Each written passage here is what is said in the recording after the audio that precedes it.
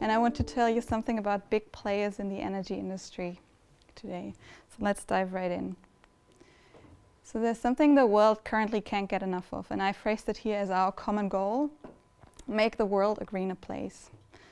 So if you check the media nowadays, I think there hasn't been a time in history where there was more fuss made about climate change, about ecological movements, about all the upcoming challenges for our generation. I mean, if you think about Greta, Friday for Future, other ecological movements, Extinction Rebellion, or if you think about the huge debate about denial, or maybe about the fact that some parties get more election votes just because they have a green election program. I mean, these are all points that tell us there's something about this, and this is also why we are here. And I thought, yes, this is really something I would like to talk about, our common goal. And throughout the talk, you will also find out what corporate has to do with it. So first, looking at my fancy title, Big Players in the Energy Industry, I would like to give you a framework of what do I refer to when I say big. Second, I would like to tell you what do I refer to when I say player. So, okay, I'm not a fan, so I'm not going to do that. But really, I was looking for some definitions. So when I say big player, I'm basically talking about a big company or a corporation. When I say energy industry, I picked the example of big energy infrastructure projects. And so looking for a definition of giving you an idea of what I'm talking about, I thought there's different ways of doing research. So first, there's a way where you can just hammer your phrase into Google and see what's coming up. So I did that, like big energy infrastructure projects. What do I find? So for example, 15 energy infrastructure projects receive EU funding, or green energy features big among Trump's top 50. Who would think that? $470 million of investment. So you see the size, and you already get a broad idea of what is referred to by big energy infrastructure project. There's a second way how you could come up with a definition, which is you could actually do some scientific research. So a paper, Energy Infrastructure and the Fate of the Nation, Introduction to a Special Issue, Science Direct, appeared in July 2018. I read that, it's worth a read, but I don't want to go into it. I mean, when was the last time that you read a scientific paper? It's actually been a while for me. I don't know, like most of you guys working in research, maybe do that more often. But there's actually a third way, and this is much more easier than these two ways, which is you can just make stuff up. So I would say the concept of big companies is invented by Ronald McDonald. And the biggest energy infrastructure project in the world converts chicken nuggets to electricity. It's also maybe not the right way of doing giving definitions. I just wanted to show you have to be careful where your information comes from. But when I want to give a definition of a big company, what am I talking about? It's more or less a large profit-making and highly influential corporation in the range of a couple of thousands of employees. And when I'm talking about big energy infrastructure, I would say it's a temporary endeavor of which is characterized by large investment, and it's highly complex, and it has a long-lasting impact on things like society, economy, and maybe even the political situation of a country. So examples of these energy infrastructure projects would be any kind of power plant that you can think of, or hydro dam, large-scale offshore wind farms, oil extraction plants, or one example that you will hear a lot about is, because it's my field of expertise, is HVDC. So what is HVDC? HVDC refers to high voltage direct current.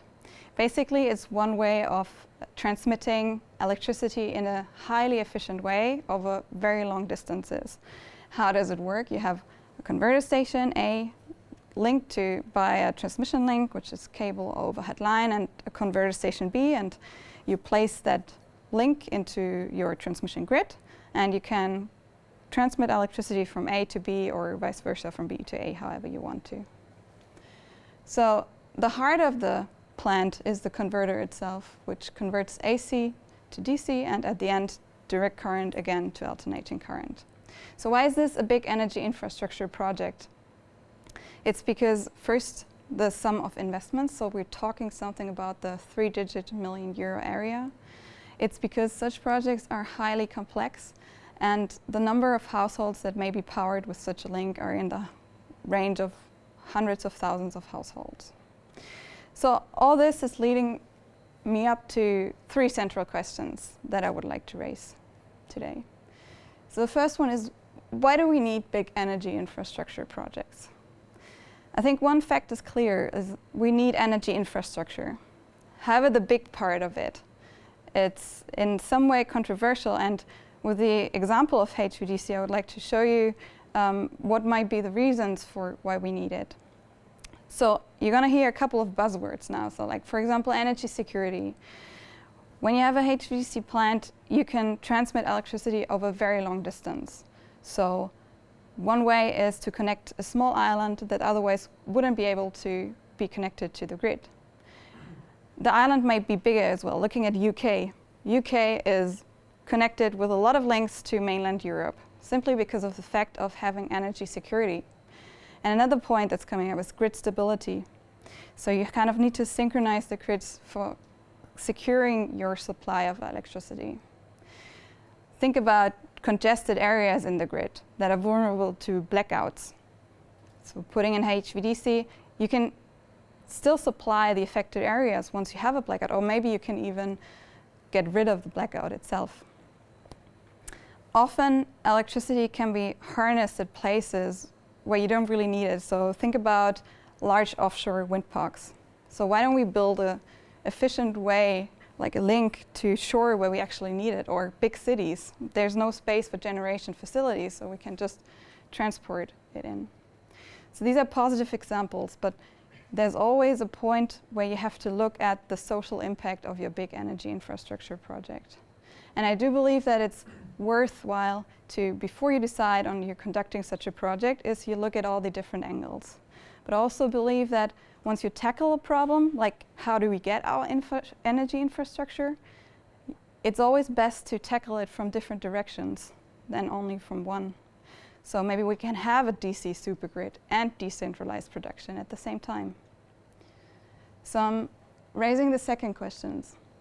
So why do we need big players doing these big energy infrastructure projects? So 2 major leading arguments. So one is the investment cost, and the second one is the labor intensiveness.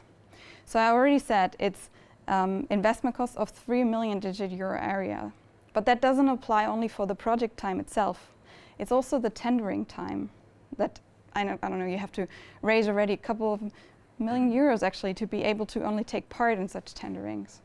And for those of you who don't know what tendering is, it's usually the phase before you actually win the project, so the phase before you can actually have any return or earn any profit from the project. This is the phase where you submit a bid and the customer decides on a supplier in the end. So the second point, labor intensiveness. I mean, it's not only the amount of people you need working on such a big project, but it's also the interdisciplinarity. So I'd say, like, think of any engineering discipline from the top of your head right now. I'd say you need it. So you need electrical engineers to build up the general basic system. You need control engineers for the operational modes and control principles, mechanical engineers designing cooling systems for the plant, civil engineers for the converter holes and the groundings. And once you place such a link offshore, which is connecting large wind farms, you need so much more, because you need to build a platform. You need tidal engineers, you need structural engineers, you name it. So how would you, with a smaller company, gather such a knowledge base to be able to cover all these different directions? So summing up, we need big energy infrastructure projects. We need big players to conduct these kind of projects. So who should do all this? And this is my third question. Why do we need smart people working with these players? Maybe this is the right point to introduce myself, not because of the smart point, but because I'm going to tell you how I ended up where I am. So I am a Rennick graduate as well, and after graduating, I joined one of the big players in the energy industry.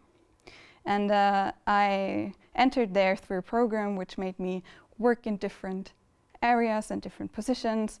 And I also worked amongst one of these in Canada, which is usually a cool thing to say. So I do, because then people think I'm cool. And yeah, so I ended up working there, and telling you what, I'm working for a big company, yes. So I'm corporate, yes. But the question is, do you see like little horns growing out of my head? So I actually cannot, and I think I can't see that for all my thousands of colleagues that I have. That is to say, not everyone working for such a corporation is evil, if you phrase it in a very harsh way.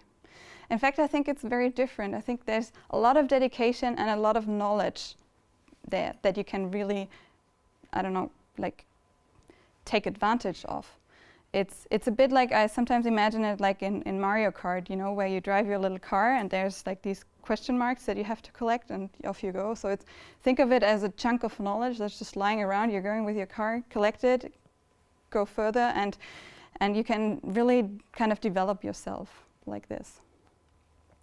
Yeah, so going back to our common goal, which is I think the one that we all have, is how to make the world a greener place. I think the first idea of how to join it is, especially when we are graduating, is like, yes, I'm going to do this, and you're full of enthusiasm, is I'm going to create something new, something inventive, something great, something big. And I think that's a really good way of tackling that problem. But I think we need to have an alternative for all the smart people that are there. Because not everybody is made for this, and not everybody has this basket full of ideas. So what's the alternative? And I think we need to provide that. In fact, I think if we manage to kind of infiltrate our smart people with a green mindset into this corporate business world, I think we can manage to, you know, slowly take it over. So that's how you become a ninja turtle. And yeah, so I think my message is, so don't worry if you don't have your big idea now. There's actually a different way how you can still contribute to this common goal we have to make the world a greener place. So thank you. I've always assumed that our dependency on big players would diminish if we were able to create more local energy, whether it be in your house or within. Is this a trend that you think is actually going to influence the dependency on big players as you say it? So if we can generate it more locally, do we not need them to manage it on such a global scale? And I guess secondly, my counter argument to this would be that industry always needs much more massive amounts of energy for different functions, and that it'll be very difficult to have a secure and big enough supply of energy for, I don't know, a huge automobile plant or whatever. Something like that cannot be dependent on a few windmills and some solar panels. How do you see, according to the current trends, the dependency on such big energy infrastructures? Mm-hmm. Well, I think with one fact you're absolutely right. Like if we are going towards a decentralized production of electricity, of energy, we're facing a lot smaller project sizes. So obviously, like you have smaller project sizes, you don't need like these big players who are doing these projects, because it's more manageable for everyone who's out there. The question is, can we really, with this kind of decentralized grid, is it enough? You know, I think it's very dependent on the geological point of view. So there's very different areas. We're saying like there's Europe, which is highly populated and very, you know, dense and has a good infrastructure already. There's maybe the American area or South America, where you have long distances, you don't have anyone, and then you have a big city. Or there's, let's say, the African region, where you basically don't have a lot of infrastructure at all. So the question is, where can we actually only live with the decentralized grid? So I'm looking at it from a very grid perspective, you know. And I think that in some way the energy infrastructure needs kind of big parts of it. So that's I mean, it's more or less like looking into a glass bulb, you know, where it actually goes. But if you think we need these things because you can't sustain it only with this kind of small production, then I don't know who else could do these things. I don't think it's like I don't see it from a way like increasing the dependency from the players. I see more like a chance of who's able to provide this kind of infrastructure that we need. Okay. Who do you work for? Yeah, I do work for Siemens. I specifically didn't mention it because I didn't want it to be any sort of recruitment talk, which is basically this is my ideas and I'm just giving this freely. Sorry? I'm evil, so I just have to like, yeah. So you mentioned during your speech that like there are lots of also environmental impact and other factors that in these large capital like infrastructure projects should be taken into account. And then I wonder how much the environmental factor is taken into account into the tendering and how much actually the companies are now moving into really assessing that properly and also thinking about how can they make it more circular or like really thinking about the long-term impact of that large capital infrastructure that has 40 to 50 years of lifetime. Yeah, I think you're absolutely right. So there is a lot of controversial discussion about everything. I mean, if you think, for example, about the HVDC plants I was talking a lot about, there would always be the counter argument, okay, but you're building such a link which is able to supply electricity for really a lot of households, but where you actually harness the electricity, like the people there, they don't have anything of it. You know, they just have a plant there, but you're sending the electricity somewhere else. So there is a lot of impact on society, but I think it's not only on the shoulders of the companies because they have to think of it as well, but there's another point coming in, which is the governments, because often these kind of projects, they're labeled as critical infrastructure projects. And so the decision whether such a project is actually being done or not is not with the companies. It's their tasks to kind of enforce the long-lasting impact and how to do it in a circular way, but it's also the tasks at a whole certain different level, which is the governmental level, I think, to decide whether, okay, should we go for something like this? Is this really something we can, is this good for our population or is it not? And they demand that also in their tendering, or is it something that is kind of required? Yeah, so I mean, when you have like the tendering, you're already discussing about environmental impacts, about all the health, safety, security. So usually all the permitting that you need to be allowed to build it, that's already something that has to come way before you can actually start developing something. Yeah. Kind of a comment and a question. I really like that you pointed out that you showed an example of a transmission line. I've read some research about actually the role that greater interconnection can play in Europe for a greener power production, and I think it's something that's really ignored as an option because so much focus is on storage, which is still promising, but it has a lot of environmental issues. I mean, this does too, but there's, at least to me, it's not clear that storage is environmentally better than getting wind energy from somewhere else at that moment, you know. And my question is, where, like, what do you see as the future of HVDC lines? Like, do you think will all of the future transmission lines be like that? Like, what do you think?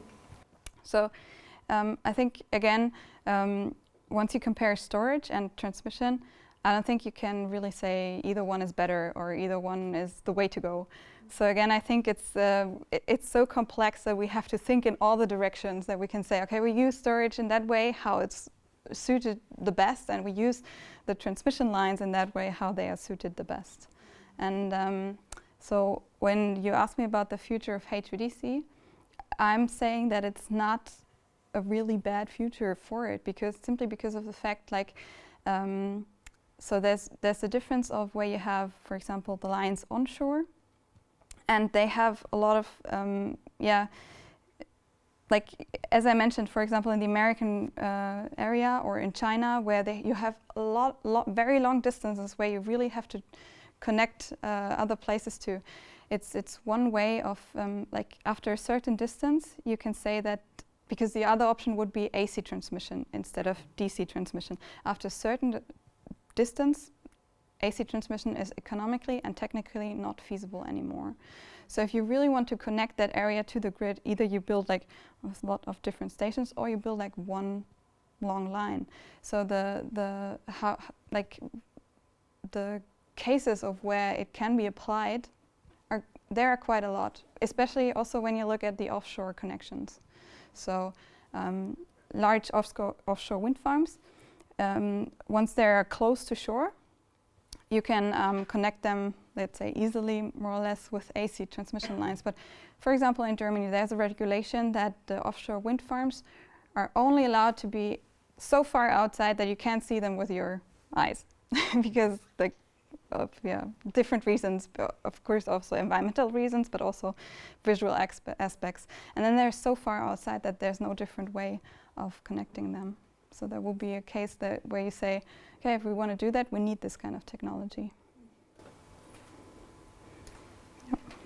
I also work for a corporate, so my interest in coming from this, what's your personal strategy of getting your corporates into a new path and a greener way?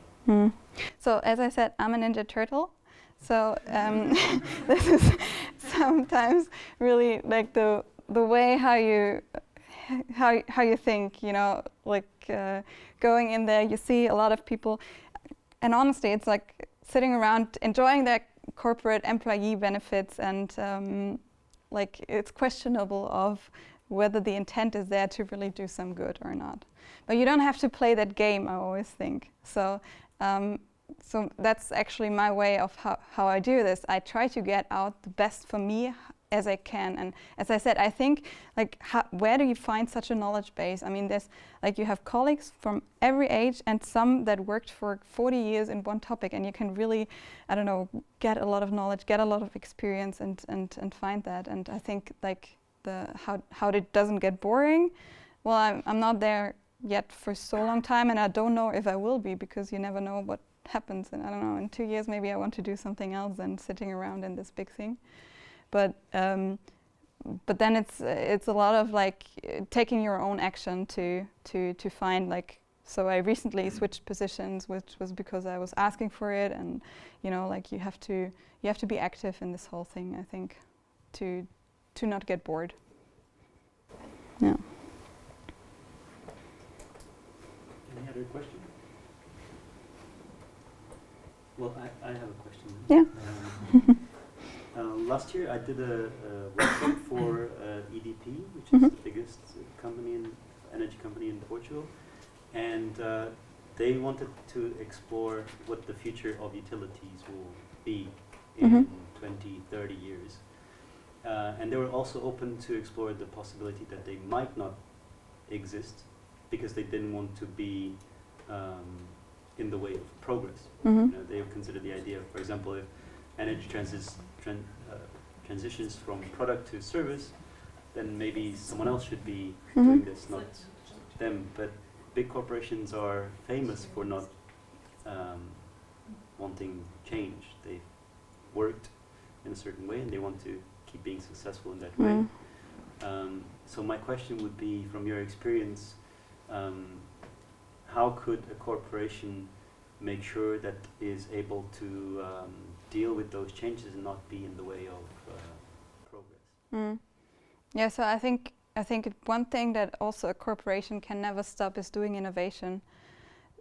So it's, I mean, I can't give you numbers, but the budget for research and development in these kind of big companies is quite a big chunk of what they put from their profit into research. And I think that's something that they should never stop, you know, like you can't, also if you have a big company, I mean, they didn't get big just by doing nothing, and they don't stay big just by doing nothing.